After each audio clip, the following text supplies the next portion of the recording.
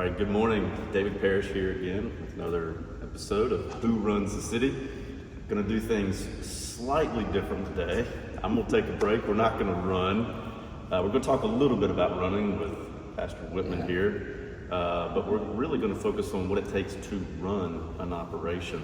That's the point of this show, is talk a little bit about running, but really about what it takes to run our city.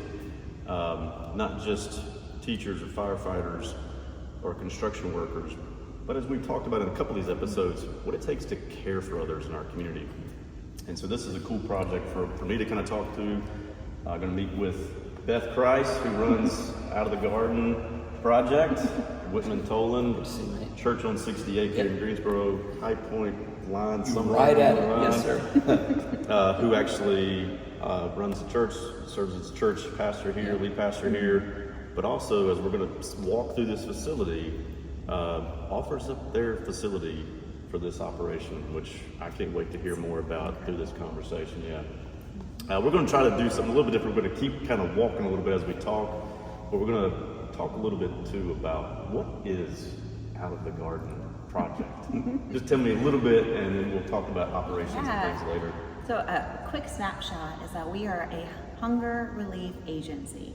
We're a nonprofit that seeks to find the pain points in the food system and bring access to areas that have little or no accessibility to fresh and nutritious food. Cool. Yeah. And how long have you been with this organization? I have been executive director for a year. Before that, I served in many roles for a year, and then I volunteered before that. So I've been connected for 3 years now with Out of the Garden Project. And you, your background, you went to, where did you go to school? Went to Lee University in Tennessee. Lee University, where is that in Tennessee? It's just south of Gatlinburg. Oh, okay. Area, a little bit north of Chattanooga. All right. It's a beautiful space. The water rapids is amazing. That's kind of like the claim to fame. They were the 1996 Olympic village for the whitewater rafting. I did not know that. Of the 96 That's Olympics. really cool. So if you want to go whitewater rafting, go to Lee University and take a... And turn left. Turn left, yeah. Cleveland, Tennessee. So before you even came here, you worked in the restaurant business, you worked in the food industry itself. A little bit about that? So I worked at Starbucks for about 19 years, and within that I found my passion for serving others was realized. The power of community coming together is unbelievable. I really believe that we can solve the world's problems if we focus on creating resilient communities. That's good stuff. In episode, finished cut right there. Only if you come and help us.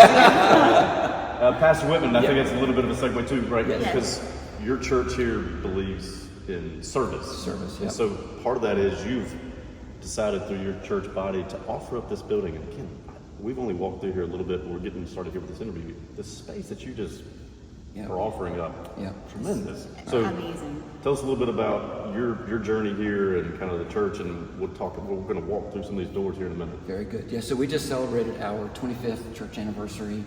We've been in this particular building for right at 15, almost 16 years now. And one of the things that we realized, it's way more space than we need.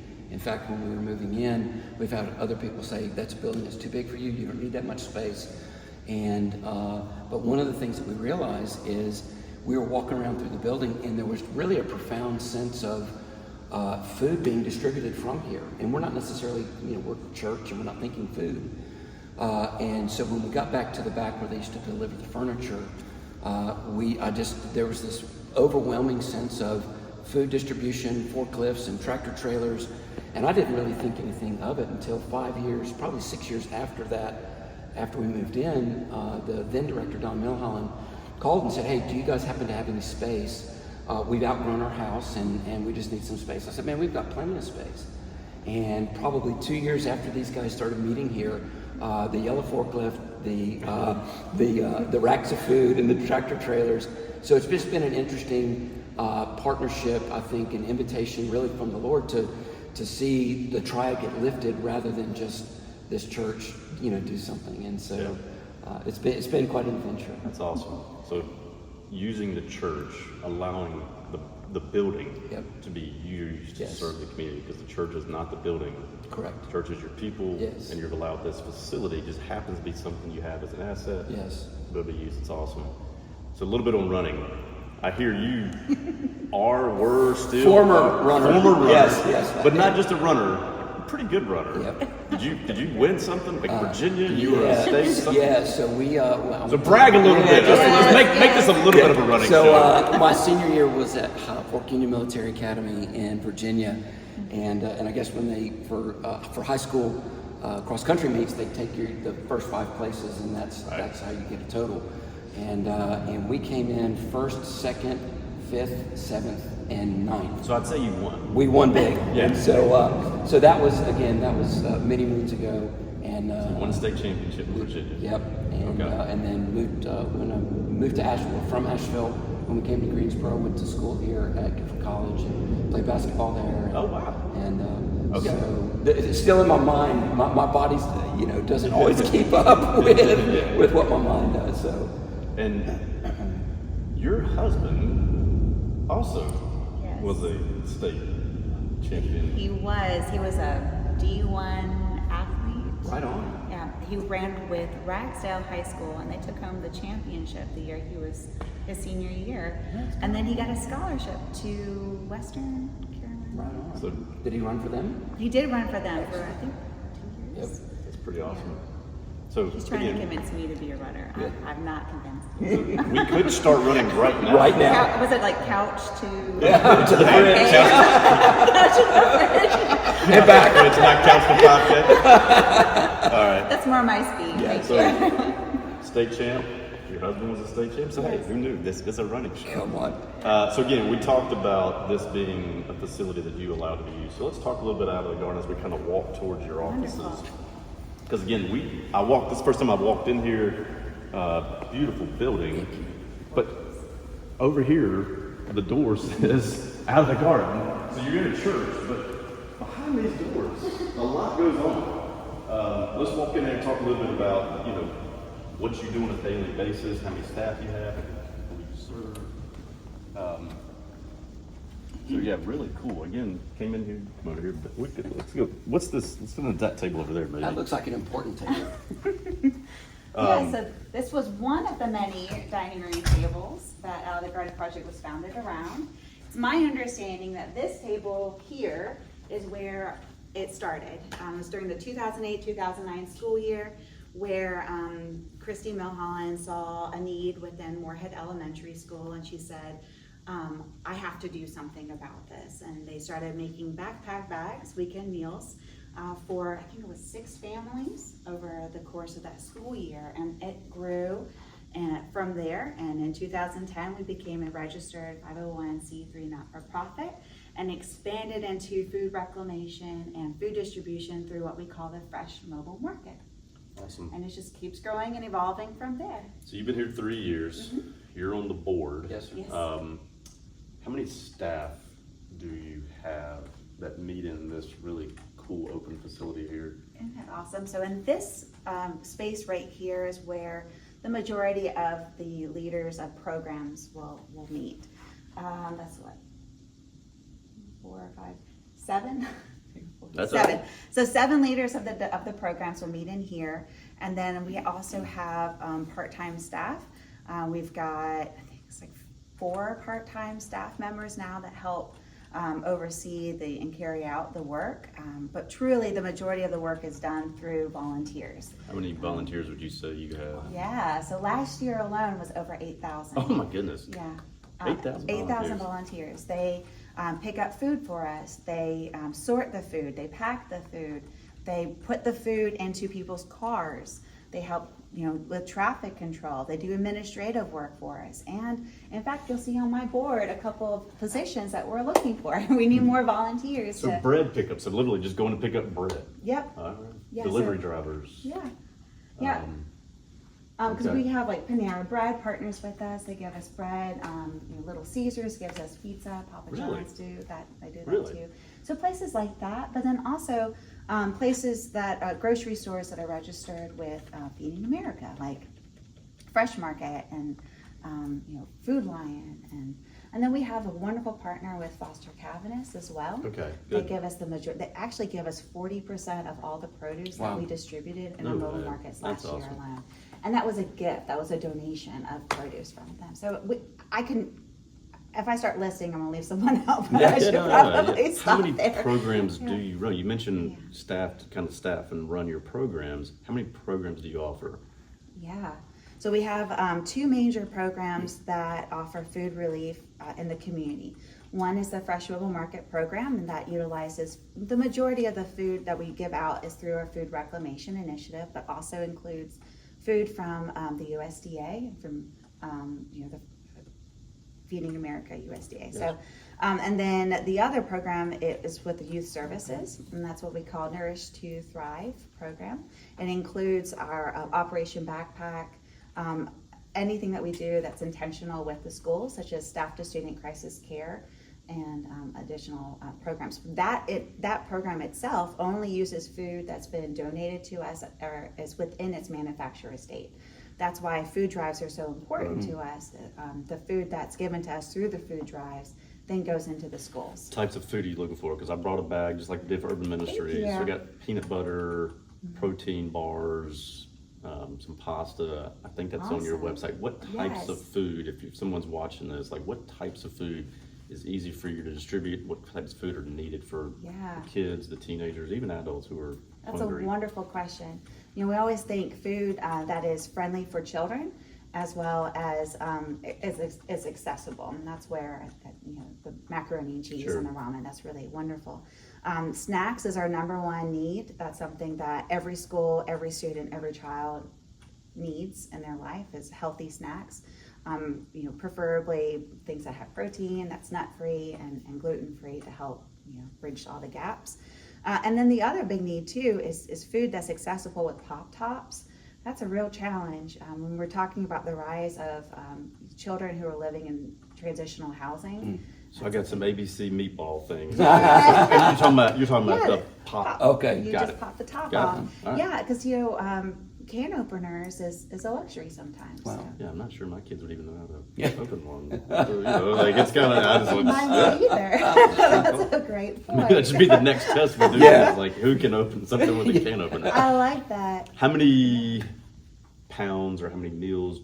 What would you calculate? What is your kind of statistics on annually or quarterly, whatever makes sense to you? No, I think that's wonderful. So last year, through the Fresh Mobile Market Program and our initiatives that reach youth where they are within the school system, in addition to the other programs that we run here at Out of the Garden Project, we fed 25,984 children, adults, and seniors in 1 month. So that was in the month of March. Wow. Isn't that amazing? Oh, wow. And then that was just shy of 190,000 pounds of food. The majority of that, about 40%, no, it was more than 40, about 40% or so was fresh produce. And then the rest of it was fresh meat, cheese, deli, dairy, bread, and non-perishable food items. So this is food that otherwise kids or adults or families together collectively would just not be have, sitting at home or sitting in their car or wherever they may be without any nutrition or at least some compromised nutrition. So it's amazing what you guys are doing. It's amazing that you and your body has allowed this to be facilitated out here. Let's walk back to the back where you've got, I'm really interested to see this. I've never seen this. I'm really cool. The warehouse where the operations are. Let's go see where that is a little bit too. I'm looking forward to showing it to you.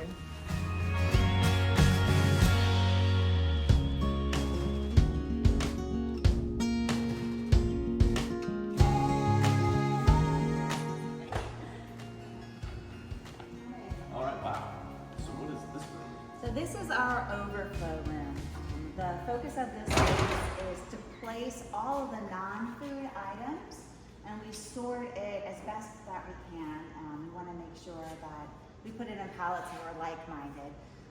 Our goal for everything in this room is to give it away to other nonprofits and support the work that they do. In fact, we just gave away 5 beds. It was 4 king-size and 1 queen-size bed. That's just from an individual who donated mattresses or beds? So because of the work we do in food reclamation, a lot of the places we go will give us non-food items as well. those non-food items wind up in here until we're able to find a nonprofit that can accept it from us. We have decorations and Old dust. Shoes. shoes, clothes, lawnmowers. Yeah. We get all kinds of wonderful things. And you get to also see our mobile demonstration kitchen, just kind of hanging out right there. What do you do with this? So this is really cool. It turns into a full functioning kitchen. Wow. Seriously? It's like a transformer. I feel like a child again every time I pull it out.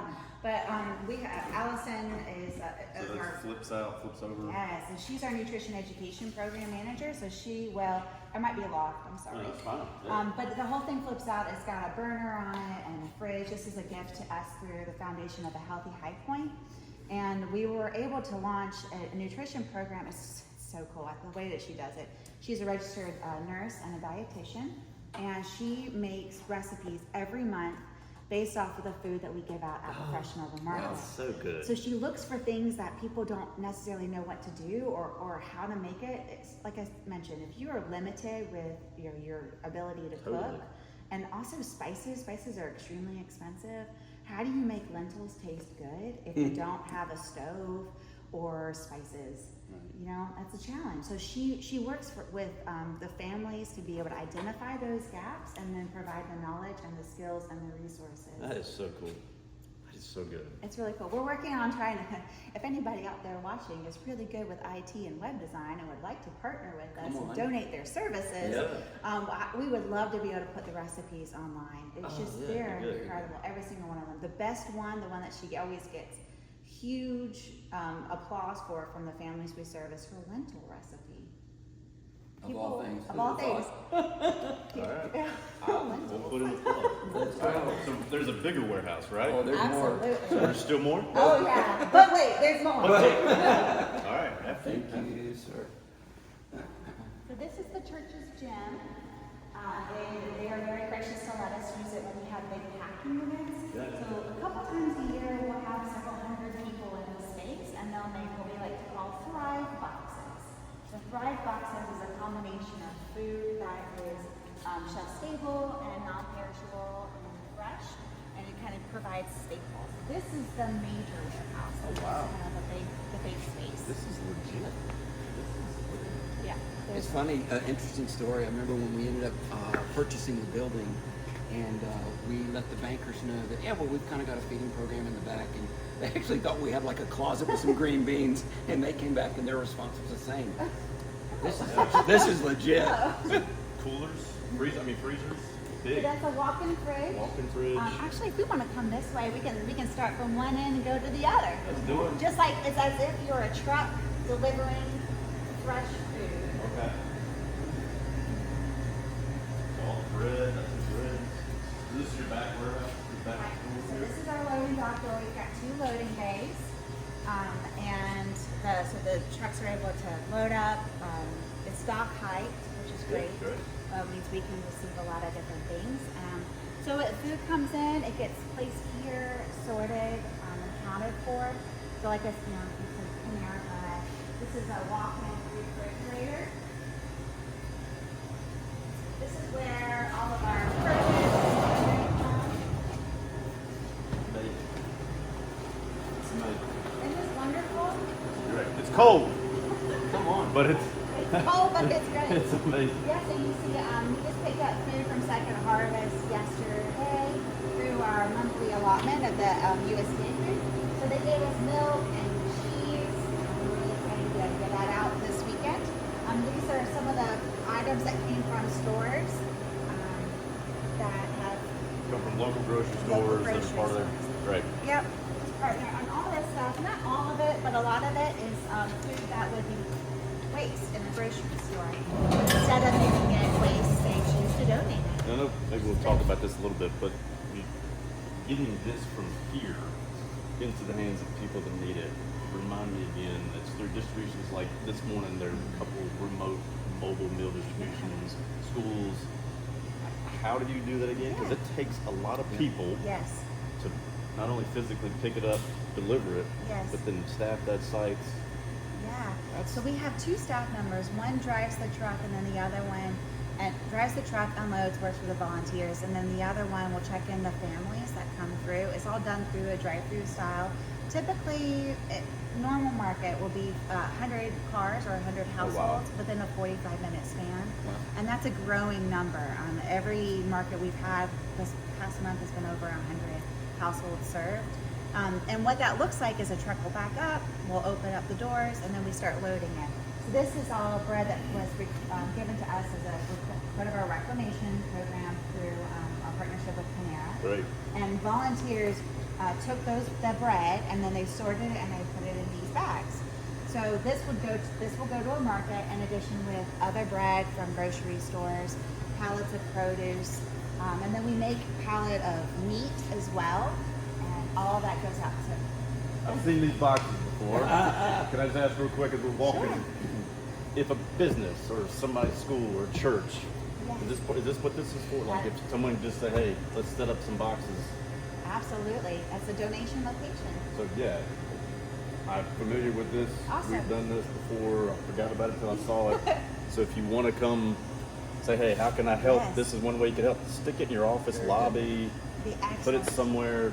Bring Yeah. it back to here, Absolutely, right? they can bring it back here, and if it's enough for a small box truck, we'd be happy to come pick it up. Yeah. This is our freezer. I'm not walking in there. Nope. I'm not going to do it. So this is our inside freezer, and we have an outside trailer bed Awesome. as well. And this is all meats and I guess frozen goods. And we make a big pallet of this, bring that to the market. I think it's neat that you guys bring it to them instead of wanting them. And I know you've done drive-through giveaways here, but also the fact that you're taking from here to them if there's not as much transportation or whatever. I think that's really, to me, I think that's one of the things that set you guys apart is bringing it to them. Absolutely. That is a core competency for us, is the ability to be mobile. And that's within all the decisions I've made this past year is how can we be more mobile? How can we create more accessible points? And so, like I said, in March we fed just shy of 26,000, and that was at 29 different locations. That's great. There's a couple repeat locations. Is it on at Facebook, 29. website, where do people find those locations if It is, they need it? yeah, you mentioned it. It's all three of Okay. those. Every Monday we'll post the locations will be for a fresh mobile market. If there's a family in a school that needs food, we say go to your counselor, go to your social worker, let your administrative staff know about it. We are in 7 different schools within Guilford County. That's we do everything we can to be able to increase those access. Can I ask a nerdy question? Please do. Because this again is about my fascination with how stuff. You've got a lot of equipment. Do you have staff to maintain all this, or do you rely on volunteers to help with this? I mean, this is pretty A significant. little bit of both. Yeah. Yeah, we do have staff that help maintain it. Sometimes they'll crawl up there and they'll clean the vents. I do need to get them serviced probably soon. It's been almost a year now. These We are- keep this track is of the legit. temperatures and things like that. Equipment. Yeah, I mean, our goal is to be a food safe and Right. space. So any food that gets donated to us, we want to make sure that we're treating it with the respect that it deserves, because our families deserve that, right? Like if we don't want to receive something that's a time, temperatures controlled food item, and then not properly store it or properly sort it, and then give it to somebody and then they get sick. Like that would be the worst thing in my mind. This is fascinating and amazing and such a blessing to our community. You want to see the other room Yeah, let's too? go check out the other room. Come on this way. So you see over here, that's our food that's given to us through our partnership with Second Harvest. That's the what they call Temporary Food Assistance Program. It's a purchasing program that they get through the Farm Bill. And then that food gets placed into bags, and we bring that out to the mobile markets. That's what those are there.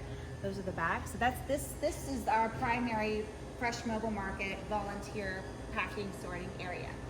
This space here is sorting. You'll see signs coming soon. This is where we sort non-perishable food items. We have a triad as well. So if anybody has food and they want to donate it, but they don't see a white bin, they could bring it to any Triad Goodwill and the Goodwill will receive that fresh that Partnership is great. is Yeah, that's a wonderful. great So that partnership. non-perishable item will then get picked up by us twice a month from their central hub, and it gets brought back here. And then we sort it, and then this is where we have food designated for students and people who are experiencing homelessness. Hi, Miss T. Good morning. Now, Miss T's been with us since the dawn of Out of the Garden Project. She runs this warehouse, if you want to know who runs Definitely. it. So, Miss T runs it. Come on. She gets a little camera shy. She gets upset with me for putting it on the spot. Hard at work. Yeah, hard at work. So this is our volunteer entrance. So when people come and volunteer with us, they'll come through this door here and they check in. We do all of our youth services in this space. Over here we pack bags. We're working towards being mindful in everything that we do, and rotating menus. The idea with rotating menus is that a child won't be bringing home the same food every single week. It helps the family plan better. And like green beans, for instance, if a child is bringing a can of green beans home with them from school every single week, Yeah. most kids don't really like Yeah. green beans on their mind then. Certainly not every single Yeah, week. especially not every single week. They're wonderful. I'm not, poo-pooing Yeah. green Yeah, beans. yeah. Green beans are good. Green beans are great. So that's where we do all of our bag making over here. When we make it, it goes over there, and you'll see boxes that have A and have B on it, and kind of rotates. This space here is our staff to student crisis care corner. All the schools have a flyer and a QR code. They can, if they're made aware of an emergency situation for a student and their family, they can let us know and place kind of like a shop. If you ever done shopping online? Yes. Yeah, that's kind of the same concept. Okay, really And we're starting that out with the staff at the schools, starting small and seeing how that can grow, just to be able to better meet the needs of the families. The organization, I don't know if it's conveyed through this video or not. And again, we literally just started walking. It's the first I've seen of this. The organization of this outfit is impressive. I think it speaks well to the Milhollands, to you who've taken that and continue to shepherd it, to the board that's running it, to the volunteers and the staff like Miss T, Yes. who doesn't want to get on camera, but is over there diligently sorting some items. This is impressive. The running of this organization blows me away. Yeah, this is great. And so if people do want to get involved, you always need volunteers. Always need supplies. Yes. While what we see is stocked, you're continuously turning Yes. food over because you have to. Have to. So you're getting it in the hands of 26,000 plus people a month. Yes. That's amazing. Our goal is to be a constant source of water. If you build up a dam and you keep that water in a small puddle, what happens to that water? Stagnant. It gets gross. Yeah. Nothing can live in that. Yep. But that constant flowing of water is what's life-giving. And Good. that's what we want to be. That's what Pastor Witt's been here at this church, and there's been this constant stream of water. And that's what we want to be as well. And I tell people all the time, we're only limited by the partners and the resources that we have. So the more partners that come and say, hey, we want to partner with you, we want to give financially, we want to give of our goods, we want to give of our time. The more people who come and do that, the more we're able to build a bigger stream and create life rafts and give that out to the community, so that way we can uplift people's lives. And truly that's what it's all about, right? And I think it seems to me too that the power of partnership, certainly this undertaking is too much for one particular, group, and it's not a one stop. But with the partnerships in the locally and in the community, I think it's really made a difference to the water level rising in all of the triad. Yeah, You're doing it, Beth. I love it. So out of the garden, I can't say any better. They are a river and a stream of living water Come to on. this community. I think it's beautifully said how you don't want to dam this up and keep it for yourself. This is a constant churn, and you're flowing this through, serving our families, serving kids, serving people that are in need. It's beautiful. Pastor Whitman, thank Honored you to meet for you. opening up your facility Yes. and not damming that up Yeah. as well and keeping it to yourself and allowing that to be a partnership with Out of the Garden, Goodwill, all the grocery stores, all the produce, Foster's. Yeah. If you are already partnering, thank you, bless you. If you're not, you want to get interested, if you're interested in joining, check out the website, Facebook, Yes. call Beth, she'll pick up the phone. I've shook your hand, we'll shake it again. Thank you, bro. Man, I'm gonna give you a Awesome. hug. That was Yay. beautiful. Thank you. That was great. Thank you, Beth, Whitman. Thanks for watching. Thanks for joining. This was a little different, but man, it's touched me. I hope it's been something to you. Thanks for joining Who Runs the City as we learned a little bit about what it takes to run an organization like this. Thank you guys so much. Thank you. Thank you. Great. You're awesome. You're great.